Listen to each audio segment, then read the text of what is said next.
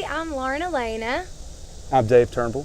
And we're going to talk about Outskirts of Heaven. It's one of my favorite songs ever. I appreciate that. I'm obsessed with it. The first time I heard it, I was like, this is like the perfect country song. It's pretty country. It is like the perfect country song.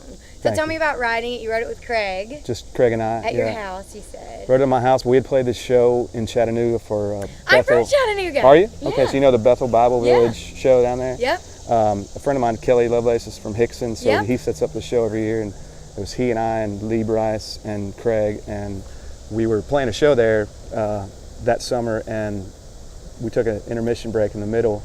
We're going up this escalator there in some hotel, and Craig goes, "Hey man, I got this idea for you. It's called Outskirts of Heaven." And I said, "Please save that for me," because my uncle had just passed away like the month before.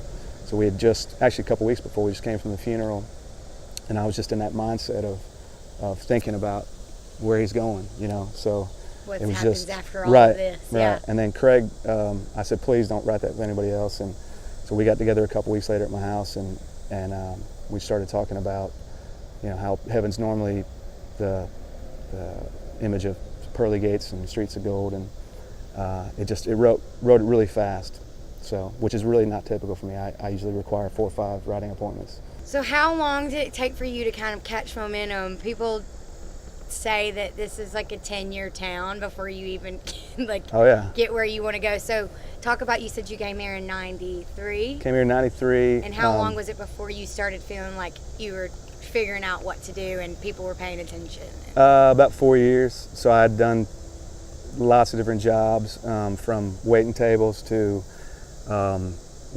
driving a forklift. I did that for a lot of years. Oh, that's cool. It's not immediate by any means. Most people, it was 11 years before I had my first song recorded. So 11 years. On a major label artist, you know. So every songwriter I know has put in their time doing something other than songwriting once they've come to town. Because a lot of people think you just come here and it's immediate, and you're just like, "Hey, let me sign you to a publishing deal and sign you to a record deal." It's nothing's immediate. You know, you have to really want it and really pay your dues, work hard.